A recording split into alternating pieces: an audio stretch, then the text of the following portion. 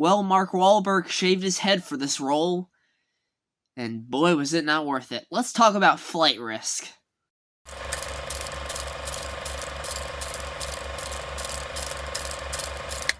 So, Flight Risk. This is the new film from Mel Gibson.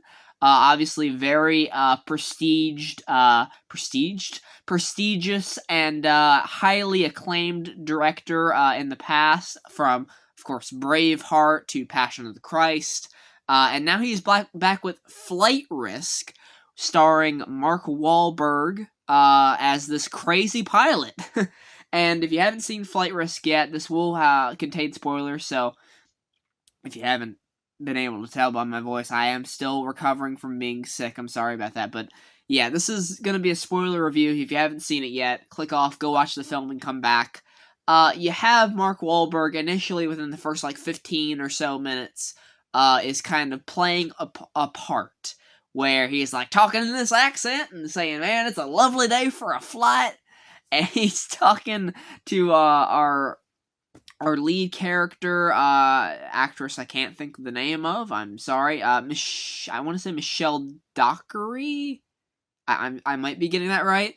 And then you got Topher Grace, who is this informant that they have gotten on this flight because he's going to testify against this cartel guy. I believe is it a gang member? It's one of those kind of situations, alright? Look, I'll tell you right off the bat, nothing about Flight Risk is that memorable, so if I'm struggling to recount some details here and there, I'm sorry, but it's been close to a week since I watched this movie, and I'm already forgetting it. So, not the best start for the review, but Mark Wahlberg is entertaining to me in this movie, right?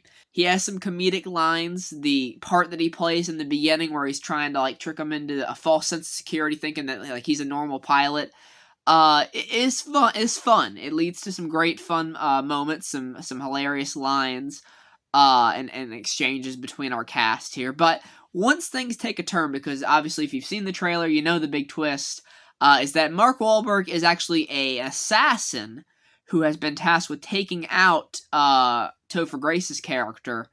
And yeah, things go batshit crazy on this flight. So Michelle Dockery's character, I'm just going to stick with that, I'm really hoping I'm right, is forced to take over and pilot the plane while also having to trust Topher Grace's character and uncuff him and kind of have him help her. And all the while trying to fight off Mark Wahlberg, who they managed to handcuff and restrain a few times, but he always finds a way to get out and attack them. It keeps you on your toes here and there. I will admit, some of the things in it felt a little bit underwhelming in terms of Mark Wahlberg's part, because there's a lot of stretches where they're just talking at the front of this plane, and you just kind of have Mark Wahlberg chilling in the back, and he's not doing much, he's not saying much, you just get a shot of him looking up here and there. So that was a bit weird. It kind of felt like even though his face is 90% of the poster, he is still kind of underutilized, which is very weird.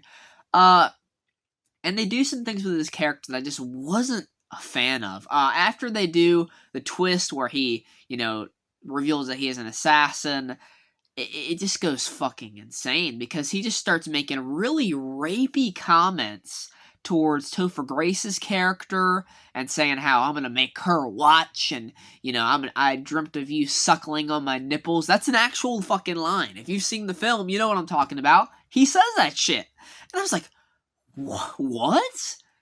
And then you have on top of that as I mentioned before, cringeworthy pilot that they get on the phone for them to try and navigate them through their situation and get them on track.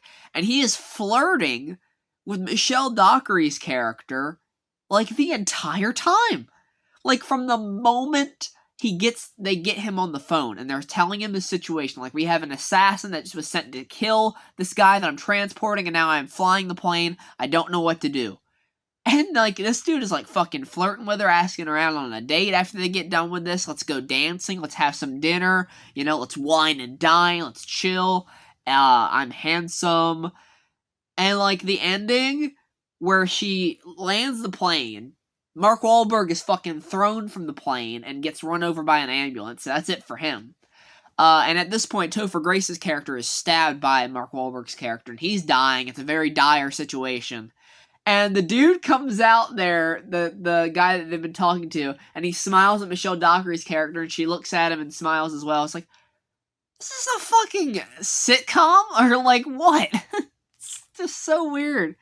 And then there's the ending where it just feels so abrupt, where this guy tries to kill Topher Grace again in the ambulance, and then she gets a hold of the phone, and then she's like, no, target was not killed or whatever, and then puts it down because it's her boss who was working for the cartel guy, and like that's just how it ends. It's very ridiculous, guys. I'm not gonna lie to you. Flight Risk is getting a fucking 5. There is so many tonal shifts here between the intensity of being on this plane with an assassin, to the flirting with the pilot, to Topher Grace's character being so whiny and over the top all the time. I mean, my God, this is not Spider-Man 3.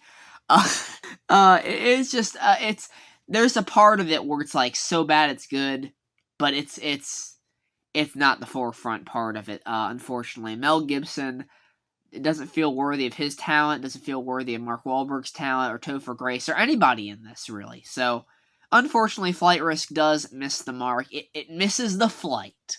Yeah. Alright, guys. Take care. I hope you guys enjoyed the review.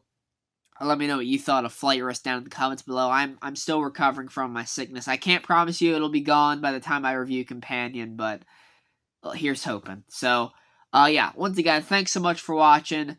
Have a good rest of your guys' day. Goodbye.